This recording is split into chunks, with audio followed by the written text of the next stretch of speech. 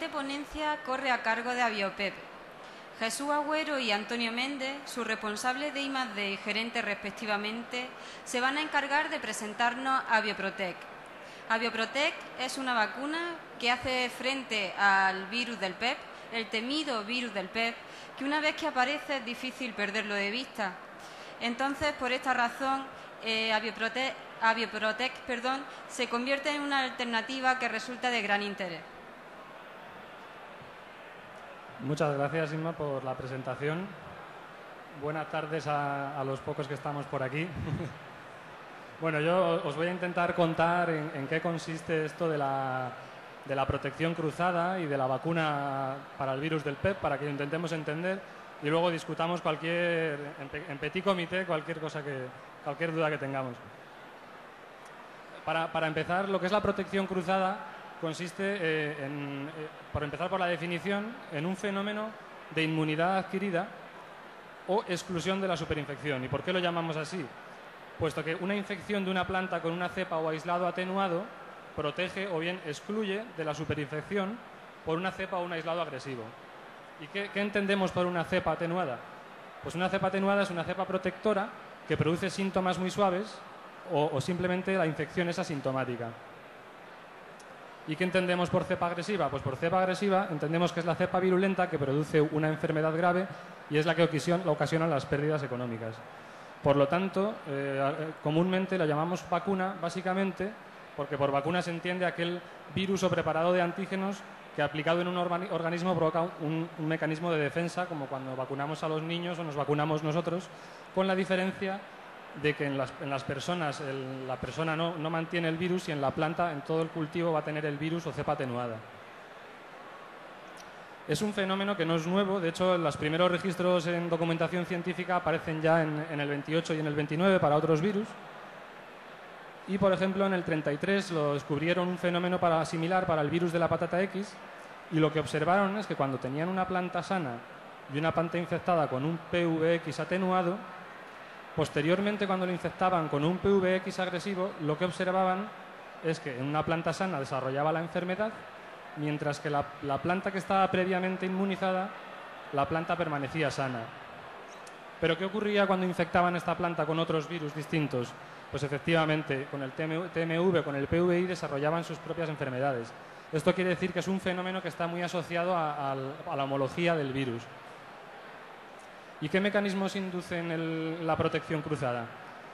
Pues hasta los años 70 lo que se pensaba es que era como una vacuna de humanos y pensaban en la formación de anticuerpos, en el agotamiento de los metabolitos secundarios, de los metabolitos necesarios para la replicación o simplemente que la cepa protectora ocupaba los sitios de replicación del virus.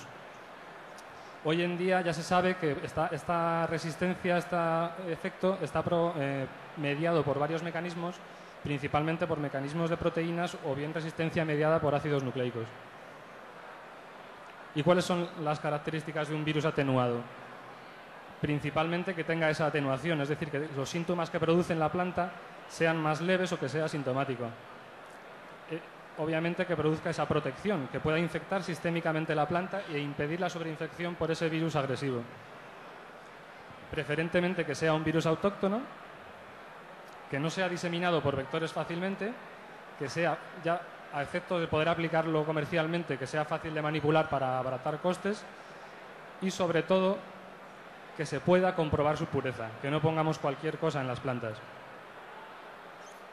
A lo largo de la historia ha habido diversos casos de protección cruzada, no es nuevo, las vacunas en plantas como las llamamos no es nuevo. Ya a mediados del siglo pasado se produjo con el CTV, el virus de la tristeza de los cítricos, que tanto daño provocó en la citricultura. Y de hecho hasta hoy es considerada la mayor aplicación de protección cruzada en campo y salvó de hecho la citricultura en Brasil. También se ha aplicado en virus del mosaico del tomate. Para este virus conocemos que hay variedades resistentes, entonces cuando se ha aplicado la protección cruzada son para aquellas variedades en las que no disponen de la resistencia genética.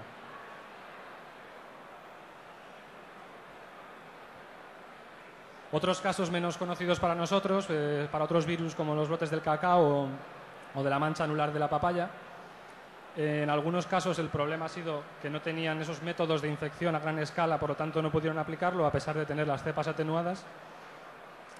Y en otros casos simplemente las cepas atenuadas no eran cepas autóctonas, sino que eran cepas producidas por mutagénesis. Pero también salvaron la producción de papaya en Taiwán, en México, en Florida, en Hawái y en estos países. También para el virus del mosaico amarillo del calabacín se ha aplicado con una cepa atenuada. Y en la bibliografía hay un montón de registros de cepas atenuadas para distintas combinaciones de virus y hospedador. Pero ¿cuáles son los inconvenientes de una tecnología como la que estamos hablando? Pues una cepa atenuada puede tener unos síntomas suaves y puede producir una pequeña pérdida del rendimiento entre un 5 y un 10%. Puede ser muy difícil encontrar una combinación óptima entre un virus específico y cada hospedador o cada variedad de una especie. Y luego, volviendo a lo que es la aplicación real de la tecnología, el conseguir suficiente inóculo puede ser un problema y el tener métodos efectivos de inoculación. Pero es que además de los inconvenientes, como es conocido, trabajar con virus conlleva algunos peligros y en la bibliografía siempre se han registrado de forma genérica diversos peligros que puede tener, como lo que conlleva liberar virus a gran escala al medio ambiente, el hecho de que estamos dejando un reservorio de virus que podría infectar a otros cultivos, una posible mutación, puesto que hablamos de un virus, la interacción con otros patógenos, efectivamente como cualquier otro virus, o las posibles recombinaciones que pueden ocurrir en cualquier virus. Son peligros que se han encontrado en la bibliografía y que hay que tenerlos presentes. Por lo tanto, cuando vemos estos inconvenientes y estos peligros, ¿cuándo nos planteamos usar la protección cruzada? Por supuesto, cuando las ventajas son superiores que a los inconvenientes. ¿Y cuándo ocurre esto?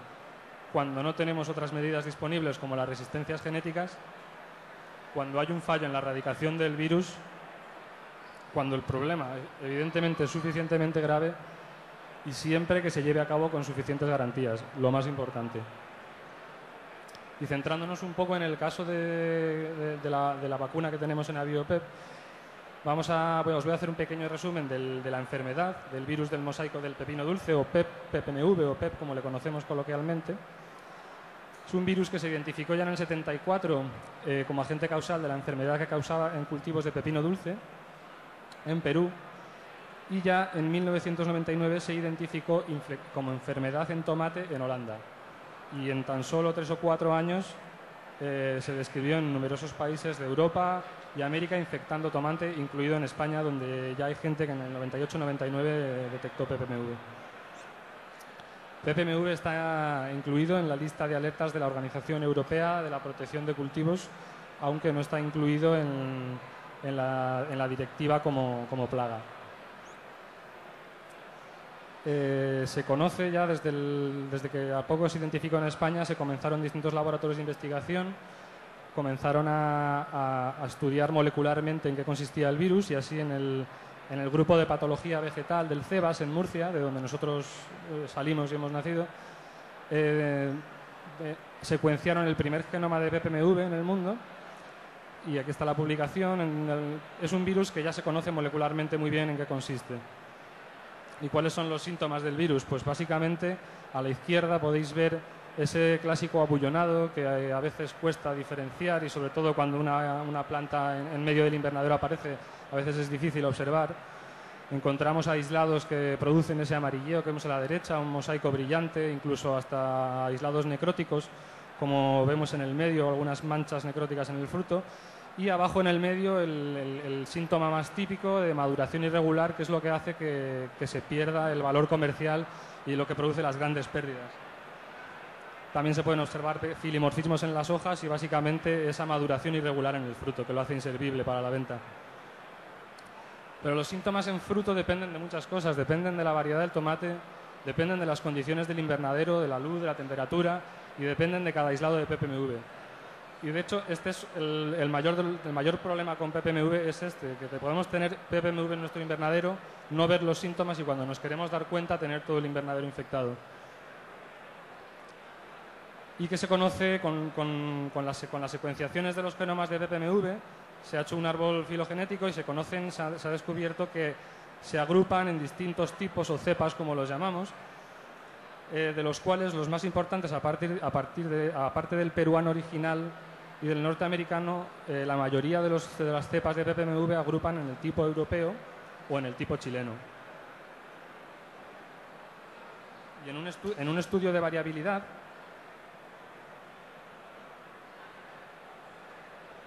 en el laboratorio de patología vegetal que os comentaba en Murcia, han hecho un estudio de la variabilidad de PPMV en tomate en 2014 en el sureste español. Y lo que han observado, como podéis ver, las distintas franjas marcan el tipo de aislado que vemos. Me gustaría señalaros a la pantalla, pero si veis las marcas grises con las rayas verticales, determinan el tipo chileno, que lo tenemos presente en Alicante, en Águilas, en Almería y en Granada. Donde vemos las barras con el gris, con las cruces, ahí observamos infecciones mixtas del tipo europeo y chileno. Y donde vemos las marcas blancas, podemos ver en Almería arriba una pequeña marca blanca, eso sería el tipo europeo. Por lo tanto, en el sureste español lo que tenemos principalmente es aislados del tipo chileno, del tipo europeo o los dos tipos mezclados en las plantas. ¿Y cuáles son las medidas de control? Dado que PPMV es un virus que se transmite por contacto, la medida es como para otras virosis, son la profilaxis o la higiene.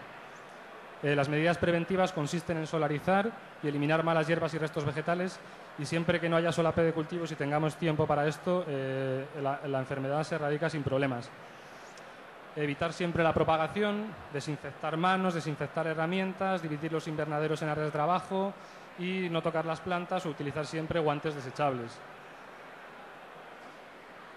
No se conocen otras medidas de control, como os he comentado, no existen variedades resistentes de tomate, y el problema es que las medidas higiénicas y evitando la propagación no están atajando eficientemente la epidemia. Por lo tanto, la única solución que nos queda es la protección cruzada o la vacunación, que, como os comentaba, es este fenómeno de inmunidad en la planta infectando con un virus o cepa atenuada. ¿Y de dónde surge esta tecnología aquí en España? Pues en el grupo de patología vegetal del CEBAS, cuando un grupo de Murcia, el grupo Perichán, productor de tomate, se acercó a preguntar si tenían alguna solución para este problema, y ya en 2010 empezaron a hacer los primeros, en 2011 y 2012 comenzaron los primeros ensayos para desarrollar la protección cruzada. Cuando vieron que esto funcionaba, lo que necesitaban era una forma de canalizar esto comercialmente para crear ese producto, esa vacuna. Entonces se creó la spin-off del CEBAS, Abiopep, para producir Abioprotec, que es esta solución de protección cruzada para cultivos de tomate frente a PPMV. ¿Y en qué se basa esta protección cruzada? Pues como os comentaba, en la preinoculación de las plantas con cepas atenuadas.